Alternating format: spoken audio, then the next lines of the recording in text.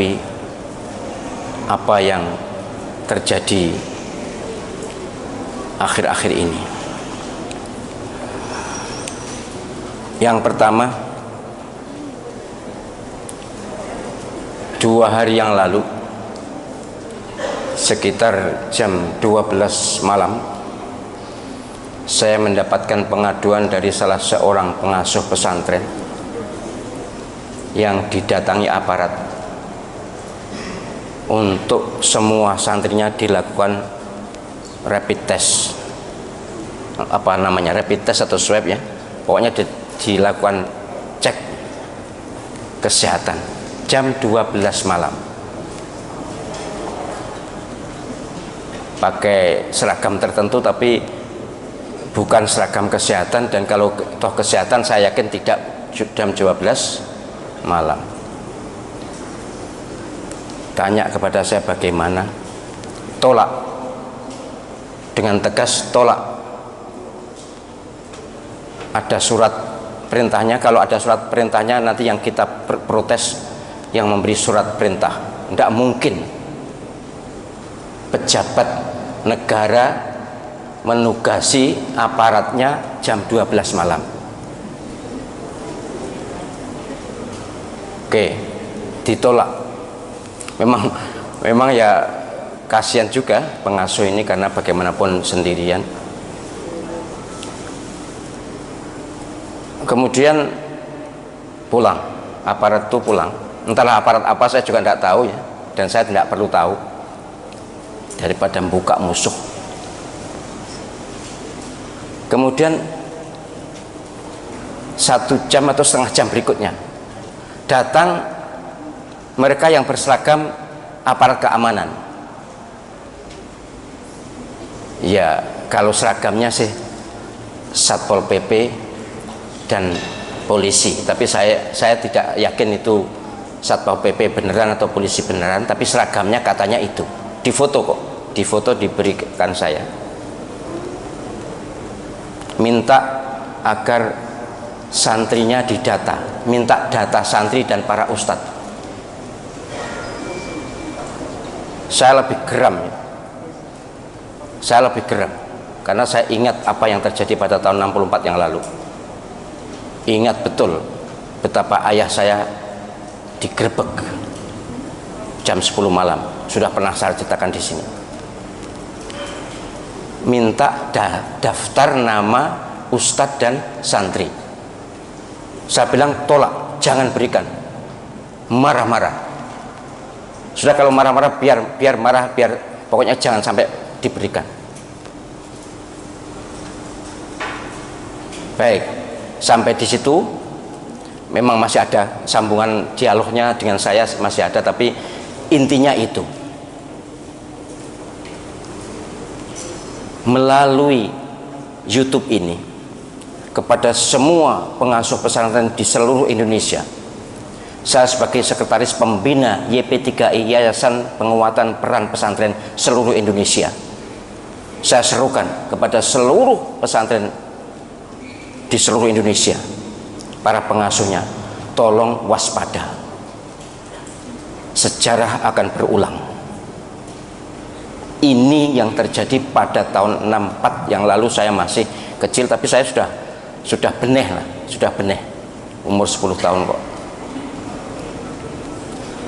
Katanya ayah saya tahun 48 juga terjadi seperti itu.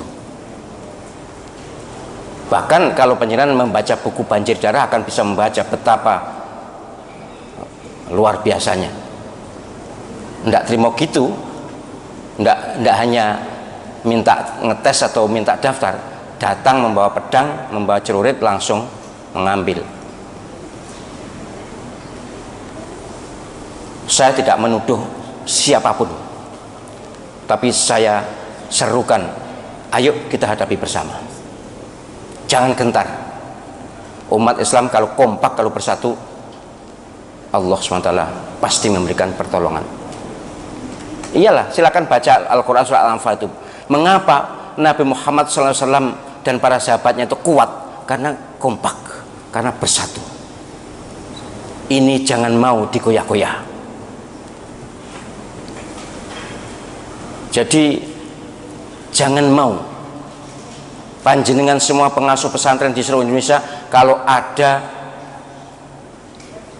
gerombolan orang atau sekelompok orang mau ngetes, kalaupun ada, lihat dulu ada surat perintah atau surat tugas atau tidak, pejabatnya jelas siapa, harus jelas, dan jamnya bukan tengah malam. Walaupun yang memberi surat siapapun pejabat tertinggi di negeri ini sekalipun, kalau jam 12 malam jangan terima, pasti ada apa-apa.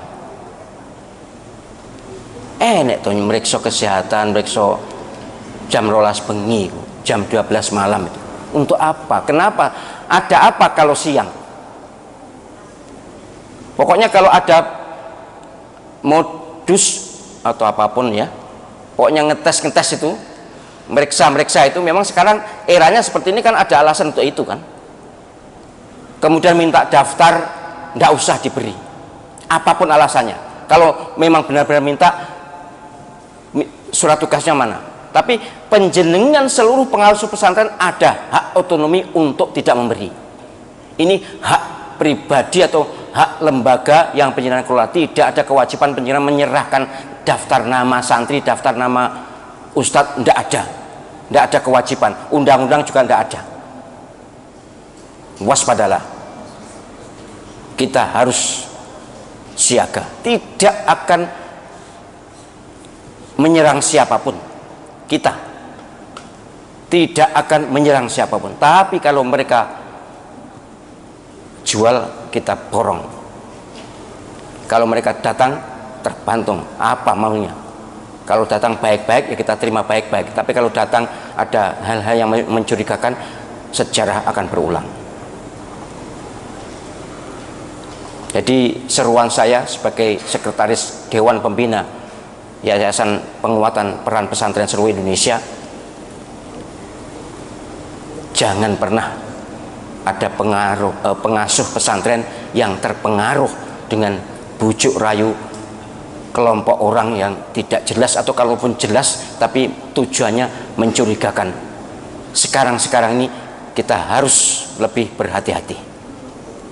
Ini terjadi, benar terjadi, bukan khayalan, benar terjadi. Saya ada fotonya. Nggak boleh malam-malam mendatangi pesantren untuk melakukan, ini bunyinya swab gratis katanya.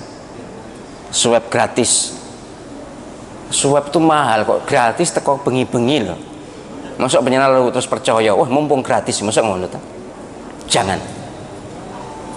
Walaupun gratis tapi tidak, kita tidak ada perlunya untuk swab, tidak ada perlunya untuk tes apapun. Penjenengan yang penting menjaga kesehatan, hidup sehat dan bersih, protokol kesehatan dipatuhi, zikir istiqomah, sudah. Wong ndak ono apa-apa kok tiba-tiba seperti itu.